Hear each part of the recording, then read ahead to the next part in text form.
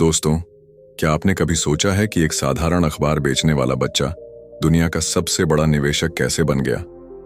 एक ऐसा इंसान जिसने अपने जीवन में सादगी और धैर्य से 100 अरब डॉलर से ज्यादा की दौलत बनाई। जी हां, हम बात कर रहे हैं ओमाहा के ओरेकल वॉरेन बफेट की।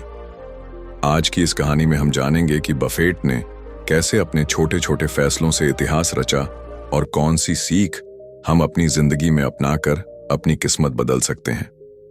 वीडियो शुरू करने से पहले एक छोटा सा काम कर दो।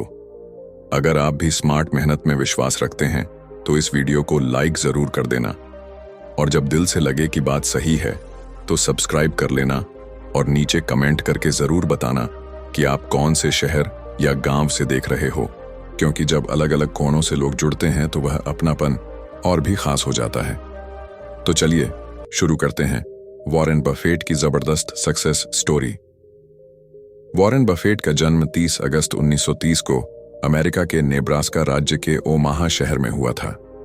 उनका परिवार आर्थिक रूप से मध्यम वर्गीय था। उनके पिता हॉवर्ड बफेट एक स्टॉक ब्रोकर थे और बाद में अमेरिकी कांग्रेस के सदस्य भी बने। उनकी मां लीला घर संभालने वाली महिला थी। लेकिन बफेट का बचपन बहुत आसान नहीं था। 1930 का समय दुनिया के लिए बहुत कठिन दौर था, क्योंकि उस समय अमेरिका में ग्रेट डिप्रेशन चल रहा था। लाखों लोग बेरोजगार हो गए थे और कारोबार ठप्प हो चुके थे। ऐसे माहौल में वॉरेन बफेट ने अपनी आंखों से गरीबी, संघर्ष और आर्थिक असुरक्षा देखी। यही कारण था कि बहुत छोटी उम्र से ही उनके मन में पैसे और व्यापार को लेकर गहरी रुचि पैदा हो गई।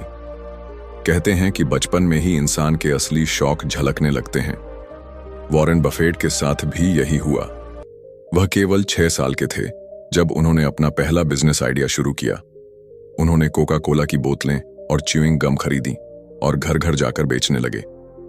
लोग हैरान होते थे कि इतना छोटा बच्चा इतनी गंभीरता से सामान बेच रहा है। लेकिन यही वो उम्र थी जब बफेट ने समझ लिया कि पैसा मेहनत से नहीं, समझदारी से कमाया जाता है। 10 साल की उम्र तक आते आते वॉरेन बफेट ने कई छोटे मोटे बिजनेस किए। कभी वो अखबार बेचते, कभी गोल्फ बॉल बेचते, तो कभी पिनबॉल मशीन लगाकर पैसे कमाते। एक बार उन्होंने अपने दोस्त के साथ मिलकर पुरानी पिनबॉल मशीन खरीदी और उसे नाई की दुकान में रख दी। लोग बाल कटवाने के बाद खेलते और वॉरेन को हर हफ्ते मुनाफा मिलता। धीरे धीरे उन्होंने कई दुकानों में मशीनें लगाईं और मुनाफा बढ़ाते गए। वॉरेन को पैसों से सिर्फ प्यार ही नहीं था, बल्कि उन्हें पैसों को बचाने और बढ़ाने का भी शौक था। वो हर एक डॉलर को ध्यान से गिनते और हिसाब रखते। जब उनके दोस्त मिठाइयां या खिलौने खरीदते तो वॉरेन सोचते कि इस पैसे से नया बिजनेस कैसे किया जा सकता है। 11 साल की उम्र में उन्होंने अपनी जिंदगी का पहला बड़ा निवेश किया। उन्होंने 3 शेयर खरीदे सिटीज सर्विस प्रेफर्ड कंपनी के। उस समय एक शेयर की कीमत $28 थी, लेकिन जैसे ही उन्होंने खरीदे शेयर नीचे गिरकर $27 हो गए। वॉरेन घबरा गए, लेकिन उन्होंने धैर्य रखा और इंतजार किया।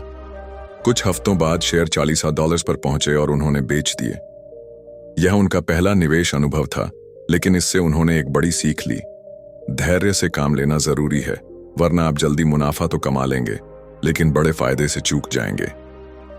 वास्तव में अगर उन्होंने उन शेयरों को थोड़ा और समय तक रखा होता तो बाद में उनकी कीमत $200 से ऊपर चली गई। इस गलती ने वॉरेन बफेट को समझा दिया कि स्टॉक मार्केट में लंबी अवधि की सोच सबसे जरूरी है।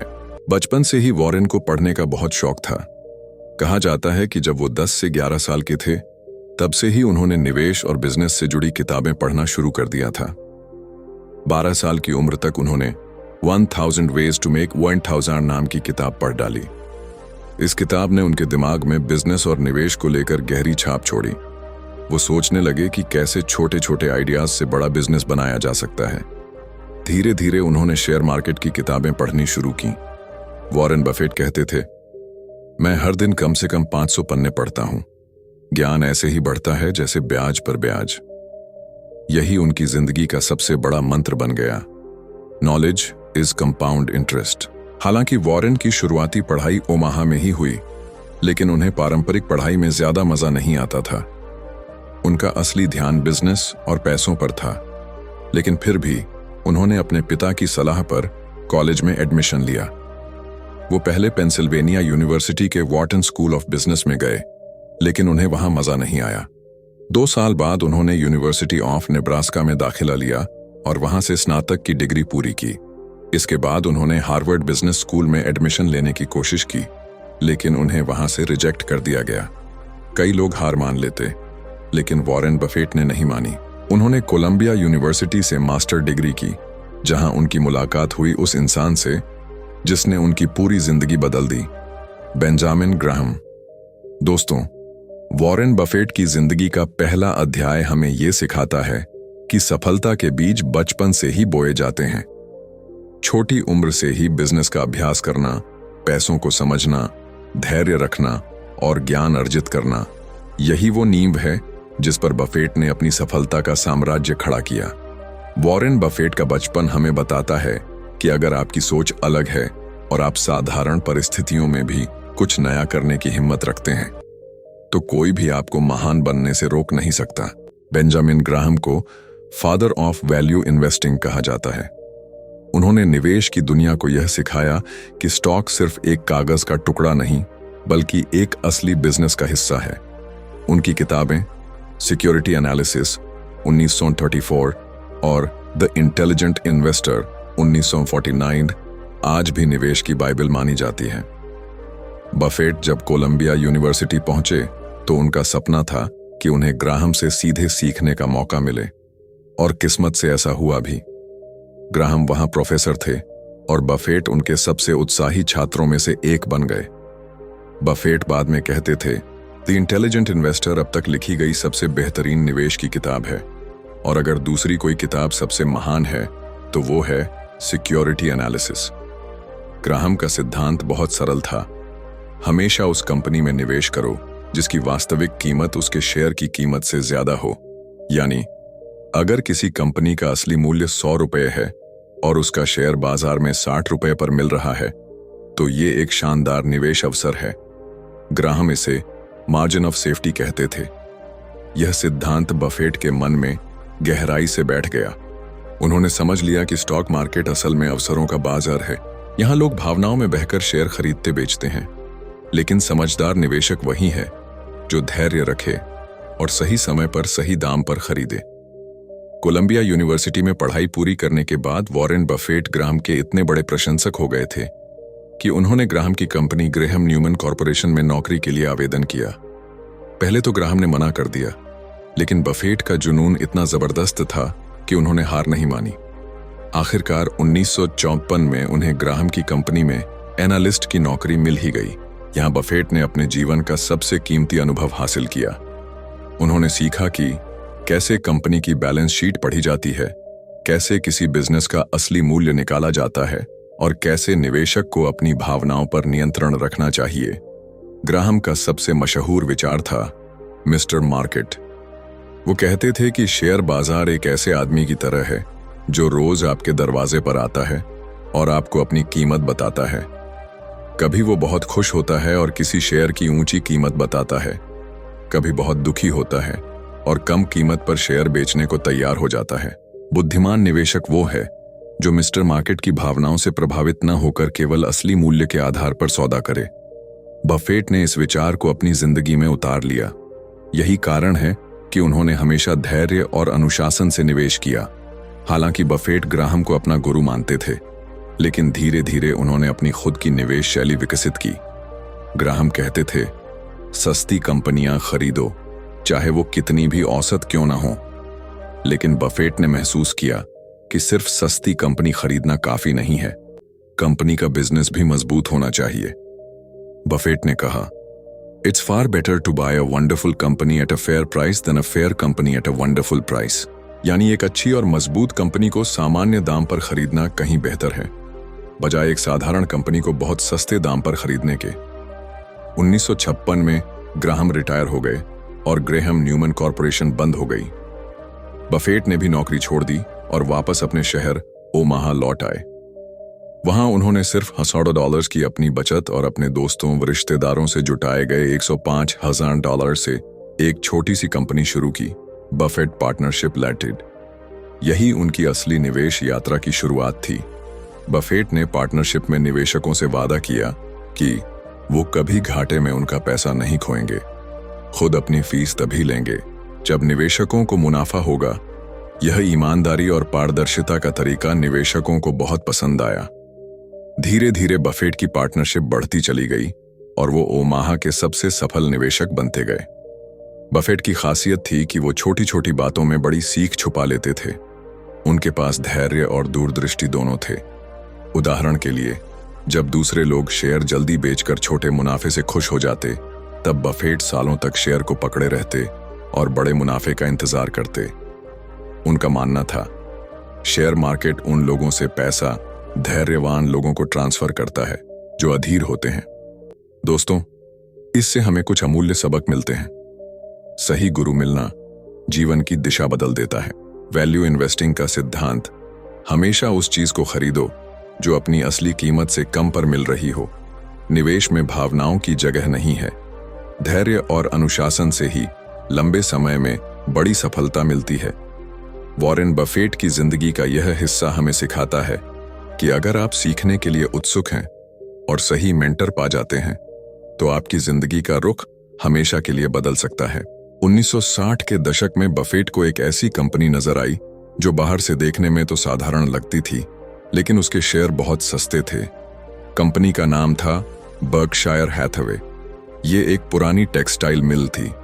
उस समय अमेरिका में कपड़े का बिजनेस मंदा चल रहा था, लेकिन बफेट ने सोचा, कंपनी की असली कीमत उसके शेयर प्राइस से कहीं ज्यादा है, इसे खरीदना सही होगा। धीरे धीरे उन्होंने कंपनी के शेयर खरीदना शुरू कर दिया और 1965 तक वो इसके सबसे बड़े मालिक बन गए। असल में बफेट का टेक्सटाइल बिजनेस में कोई अनुभव नहीं था और सच कहें तो यह उनका निवेश जीवन का सबसे बड़ा गलती वाला फैसला था, क्योंकि टेक्सटाइल इंडस्ट्री गिरावट में थी। बाद में खुद बफेट ने माना, बर्कशायर हैथवे में निवेश मेरी सबसे बड़ी गलती थी। अगर मैंने यह फैसला नहीं किया होता तो मैं आज और भी अमीर होता। लेकिन किस्मत का खेल देखिए, यही गलती उनकी जिंदगी का सबसे बड़ा वरदान बन गई। बफेट ने समझ लिया कि टेक्सटाइल बिजनेस में पैसा नहीं है, तो उन्होंने क्या किया? उन्होंने बर्कशायर हैथवे को एक निवेश होल्डिंग कंपनी बना दिया। यानी अब यह कंपनी दूसरे बिजनेस और कंपनियों को खरीदने और उनमें निवेश करने लगी। 1966 में बफेट ने नेशनल इंडेमनिटी कंपनी नाम की इंश्योरेंस कंपनी खरीदी। यह उनका मास्टर स्ट्रोक था, क्योंकि इंश्योरेंस बिजनेस में फ्लॉट नाम की चीज होती है। मतलब ग्राहक बीमा प्रीमियम पहले देते हैं, लेकिन कंपनी को दावे बाद में चुकाने होते हैं। इस बीच यह पैसा कंपनी के पास रहता है और वो इसे निवेश कर सकती है। बफेट ने इसी फ्लॉट का उपयोग करके दूसरे बिजनेस में निवेश किया और बर्कशायर को धीरे धीरे एक निवेश दिग्गज बना दिया। अब तक बफेट ने एक नई निवेश शैली विकसित कर ली थी। वो अब सिर्फ सस्ते शेयर नहीं खरीदते थे, बल्कि ऐसी कंपनियां चुनते थे जिनका बिजनेस मजबूत, ब्रांड दमदार और मैनेजमेंट ईमानदार हो। उनका मानना था, जब आप किसी कंपनी में निवेश करते हो तो आपको उसे ऐसे खरीदना चाहिए जैसे आप पूरी कंपनी ही खरीद रहे हों। इस सोच ने उन्हें बाकी निवेशकों से अलग बना दिया। 1970 के दशक में बफेट ने कई मशहूर कंपनियों में निवेश किया, जो बाद में अरबों डॉलर के सौदे साबित हुए। कुछ उदाहरण: द वॉशिंगटन पोस्ट। 1977 में उन्होंने अखबार कंपनी में निवेश किया। यह निवेश बाद में कई 100 गुना बढ़ा। जीको इंश्योरेंस। यह वही कंपनी थी जहां बफेट ने कॉलेज के दिनों में रिसर्च की थी। बाद में उन्होंने जीको को पूरी तरह खरीद लिया और यह बर्कशायर का सबसे बड़ा बिजनेस बन गया। Seize candies. 1972 में खरीदी गई यह कैंडी कंपनी बफेट का फेवरेट निवेश बनी। उन्होंने कहा, सीज कैंडीज ने हमें यह सिखाया कि एक बेहतरीन ब्रांड में निवेश कितना शक्तिशाली होता है। बफेट की एक और खासियत थी उनकी पारदर्शिता और ईमानदारी। 1970 से उन्होंने हर साल Berkshire Hathaway shareholder letter लिखना शुरू किया। इसमें वो बड़े सरल शब्दों में बताते थे कि कंपनी ने कैसा प्रदर्शन किया, कौन सी गलतियां हुई और आगे की योजना क्या है। आज ये लेटर्स दुनिया भर के निवेशकों के लिए गोल्डन गाइड माने जाते हैं। 1970-80 के बीच, जब बफेट की संपत्ति करोड़ों डॉलर हो चुकी थी, तब भी उनका जीवन बेहद साधारण था। वो उसी पुराने घर में रहते थे जिसे उन्होंने 1958 में $80,500 में खरीदा था। उन्हें फास्ट फूड और कोका कोला बहुत पसंद था। वो कहते थे, मैं अपने जीवन में बहुत खुश हूं। अगर मेरी जिंदगी 7 स्टार होटल में बितानी पड़े तो मुझे वैसा ही लगेगा जैसे जेल में हूं। उनका साधारण जीवन इस बात का सबूत था कि सफलता सिर्फ पैसे में नहीं बल्कि संतोष और अनुशासन में है। बफेट का सबसे बड़ा हथियार था धैर्य। जहां दूसरे निवेशक जल्दी जल्दी मुनाफा कमाने के लिए बेचैन रहते थे, बफेट सालों तक अपने निवेश को पकड़े रहते। वो कहते थे, our favourite holding period is forever. हमारा सबसे पसंदीदा होल्डिंग पीरियड हमेशा के लिए है। यानी अगर कंपनी अच्छी है तो उसे कभी मत बेचो। दोस्तों, वॉरेन बफेट की जिंदगी सिखाता है कि गलत फैसले भी वरदान बन सकते हैं अगर आप उन्हें सही दिशा में मोड़ दें। असली निवेश वही है जिसमें आप बिजनेस को गहराई से समझें। ब्रांड, ईमानदारी और मैनेजमेंट, ये 3 चीजें सबसे अहम हैं। सफलता का असली राज है धैर्य और अनुशासन। बर्कशायर हैथवे एक डूबती हुई टेक्सटाइल मिल थी, लेकिन बफेट ने उसे दुनिया की सबसे बड़ी निवेश कंपनी बना दिया। यही उनकी असली उड़ान थी। 1980 के दशक की शुरुआत में बर्कशायर हैथवे का शेयर प्राइस कुछ $100 था, लेकिन जैसे जैसे बफेट ने समझदारी से निवेश किए, शेयर की कीमत आसमान छूने लगी। 1985 आते आते वॉरेन बफेट आधिकारिक रूप से अरबपति बन चुके थे, लेकिन खास बात यह थी कि उन्होंने यह दर्जा किसी फैक्ट्री, ऑन-ऑयल बिजनेस या बड़े इंडस्ट्री से नहीं बल्कि सिर्फ निवेश से हासिल किया था। उनका यह कारनामा उन्हें निवेश का जादूगर बना गया। 1988 में बफेट ने ऐसा फैसला लिया जिसने उनकी पहचान हमेशा के लिए बदल दी। उन्होंने कोका कोला कंपनी में भारी निवेश किया। उस समय कंपनी थोड़ी मुश्किल में थी और उसका शेयर भाव गिरा हुआ था, लेकिन बफेट को कोका कोला का ब्रांड और उसका वैश्विक नेटवर्क बहुत पसंद था। उन्होंने करीब $1 बिलियन से कोका कोला के 7% शेयर खरीद लिए। यह बर्कशायर का अब तक का सबसे बड़ा निवेश था। आज भी यह निवेश उनकी सबसे बड़ी सफलताओं में गिना जाता है, क्योंकि कोका कोला ने बफेट को अरबों डॉलर का मुनाफा दिया।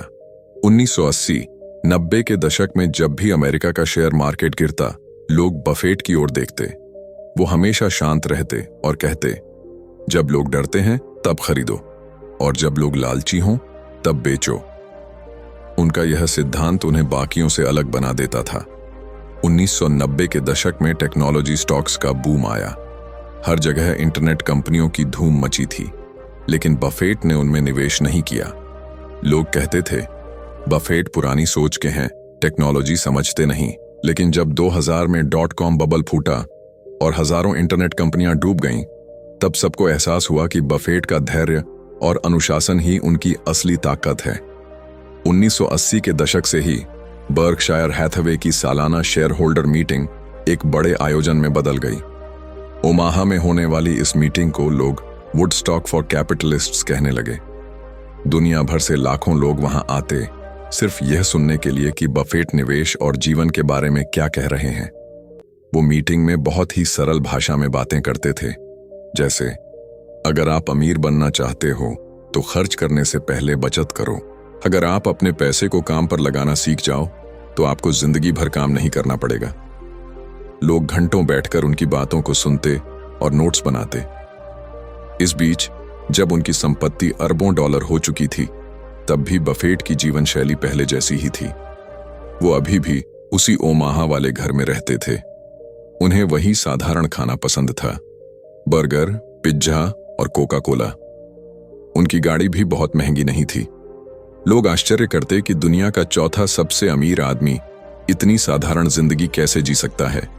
लेकिन बफेट कहते थे, मुझे दिखावा करने का कोई शौक नहीं है, मेरी खुशी साधारण चीजों में है। इस दौर में बफेट के सबसे बड़े साथी बने चार्ली मंगर। चार्ली मंगर उनकी कंपनी के वाइस चेयरमैन बने और दोनों ने मिलकर निवेश की रणनीति बनाई। मंगर कहते थे, बफेट की असली ताकत है सही मौके का इंतजार करना। दोनों की जोड़ी को लोग बैटमैन और रॉबिन की तरह देखते थे। 1980-90 के दशक में बफेट ने यह महसूस किया कि इतनी बड़ी संपत्ति आखिर किस काम की है अगर समाज को उसका फायदा न मिले। उन्होंने तय किया कि वो अपनी संपत्ति का अधिकांश हिस्सा दान करेंगे। बफेट कहते थे, मैं अपने बच्चों को इतना जरूर छोड़ूंगा कि वो अपनी मर्जी की जिंदगी जी सकें, लेकिन इतना नहीं कि वो कुछ भी किए बिना बैठे रहें। यह विचार उन्हें बाकी अरबपतियों से अलग बनाता है। इस दौर में बफेट ने कई मशहूर बातें कहीं जो आज भी निवेशकों की गाइडलाइन मानी जाती हैं। Rule number 1, never lose money. Rule number 2, never forget rule number 1, price is what you pay, value is what you get. Be fearful when others are greedy and greedy when others are fearful।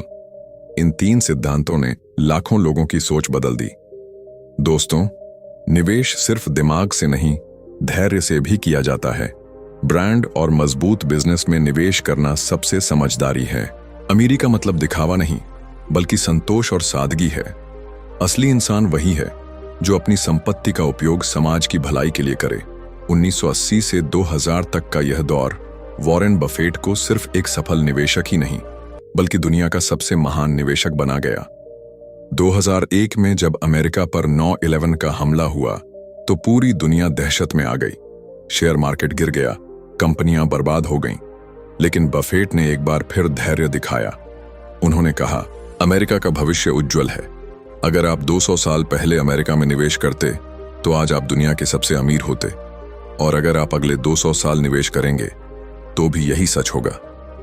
उनकी यह सकारात्मक सोच लाखों निवेशकों को हिम्मत देती रही।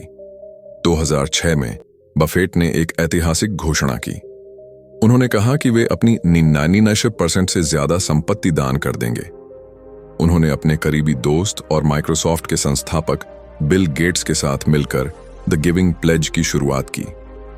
इस पहल के तहत दुनिया के सबसे अमीर लोग वादा करते हैं कि वे अपनी संपत्ति का बड़ा हिस्सा समाज की भलाई के लिए दान करेंगे। बफेट ने कहा, इतनी बड़ी संपत्ति रखने का कोई अर्थ नहीं है। मैं अपने बच्चों को इतना दूंगा कि वे आराम से जी सकें, लेकिन जिंदगी का असली मकसद है इंसानियत के लिए योगदान देना। आज द गिविंग प्लेज से जुड़कर दर्जनों अरबपति अपनी संपत्ति दान करने का संकल्प ले चुके हैं। 2008 में जब पूरी दुनिया आर्थिक संकट में डूब रही थी, बैंक और कंपनियां दिवालिया हो रही थीं, तब सबकी नजरें फिर से वॉरेन बफेट पर थीं। उन्होंने कई डूबती कंपनियों को पैसा देकर बचाया, जैसे गोल्डमैन सैक्स और जनरल इलेक्ट्रिक। लोग घबराए हुए थे, लेकिन बफेट शांत थे। उन्होंने कहा, यह वो समय है जब निवेशक सबसे बड़ी डील कर सकते हैं। संकट के कुछ सालों बाद वही निवेश अरबों डॉलर का मुनाफा लेकर आया। हालांकि बफेट टेक्नोलॉजी कंपनियों से हमेशा दूर रहे थे, लेकिन 2016 में उन्होंने एप्पल में निवेश किया। शुरुआत में लोग चौंक गए, लेकिन बफेट ने कहा, एप्पल कोई टेक्नोलॉजी कंपनी नहीं, बल्कि एक उपभोक्ता उत्पाद कंपनी है। इसका ब्रांड, ग्राहक और इकोसिस्टम इतना मजबूत है कि यह आने वाले दशकों तक टिका रहेगा। आज एप्पल में उनका निवेश बर्कशायर का सबसे बड़ा निवेश बन चुका है। 2020 तक बफेट की संपत्ति 80 अरब डॉलर से ज्यादा हो चुकी थी, लेकिन उनका जीवन अब भी साधारण है। वे उसी ओमाहा वाले पुराने घर में रहते हैं। रोज सुबह मैकडॉनल्ड्स का सस्ता ब्रेकफास्ट खाते हैं, दिन का बड़ा हिस्सा पढ़ने और सोचने में बिताते हैं, और शेयर होल्डर्स से बिल्कुल पारदर्शी तरीके से बात करते हैं। लोग कहते हैं, इतना अमीर इंसान अगर इतना साधारण रह सकता है तो असली अमीरी सादगी में है। वॉरेन बफेट की कुछ बातें आज भी हर इंसान को प्रेरित करती हैं। अगर आप सोते समय भी पैसे कमाने का तरीका नहीं ढूंढते तो आप जिंदगी भर काम करते रहेंगे। ईमानदारी सबसे महंगी चीज है। सस्ते लोगों से इसकी उम्मीद मत करो। एक बेहतरीन कंपनी को सही दाम पर खरीदना एक औसत कंपनी को सस्ते दाम पर खरीदने से कहीं बेहतर है। आप जितना ज्यादा पढ़ते हैं उतना ही ज्यादा सीखते हैं, और जितना सीखते हैं उतना ही ज्यादा कमाते हैं। आज वॉरेन बफेट सिर्फ एक निवेशक नहीं, बल्कि एक संस्था है। उन्होंने करोड़ों लोगों को सिखाया कि निवेश सिर्फ पैसा कमाने का खेल नहीं, बल्कि एक जीवन शैली है। उन्होंने साबित किया कि अमीरी का मतलब महल, गाड़ियां और दिखावा नहीं, बल्कि संतोष और सादगी है। और सबसे बड़ी बात, उन्होंने अपनी संपत्ति इंसानियत के लिए दान करके यह दिखाया कि असली सफलता वही है जो दूसरों की जिंदगी बदल दे। वॉरेन बफेट की जिंदगी से हमें 5 बड़े सबक मिलते हैं। ज्ञान सबसे बड़ी ताकत है। रोज पढ़ो और सीखो। धैर्य और अनुशासन से ही सफलता मिलती है। निवेश में भावनाओं को जगह मत दो। सादगी ही असली अमीरी है। संपत्ति का उपयोग इंसानियत के लिए करो। दोस्तों, वॉरेन बफेट की जिंदगी का यह आखिरी में यह सिखाता है कि पैसा कमाना ही सफलता नहीं है। असली सफलता है अपनी जिंदगी से दुनिया को बेहतर बनाना। आज वॉरेन बफेट 90 से ज्यादा साल की उम्र में भी हर दिन काम करते हैं, पढ़ते हैं और दुनिया को प्रेरित करते हैं। उनकी विरासत हमेशा याद रखी जाएगी, एक महान निवेशक की नहीं बल्कि एक महान इंसान की। वॉरेन बफेट का जीवन हमें यह दिखाता है कि असली अमीरी बैंक अकाउंट में जीरो की गिनती से नहीं बल्कि सोच, धैर्य और समाज को लौटाने की भावना से होती है। बचपन की जिज्ञासा से लेकर अरबपति बनने तक का सफर धैर्य, अनुशासन और सीखने की लगन से तय होता है। उन्होंने बर्कशायर हैथवे को दुनिया की सबसे सफल निवेश कंपनी बनाया, अरबों डॉलर कमाए, लेकिन सादगी कभी नहीं छोड़ी और अंततः अपनी संपत्ति समाज को दान करके यह साबित कर दिया कि इंसानियत सबसे बड़ी पूंजी है।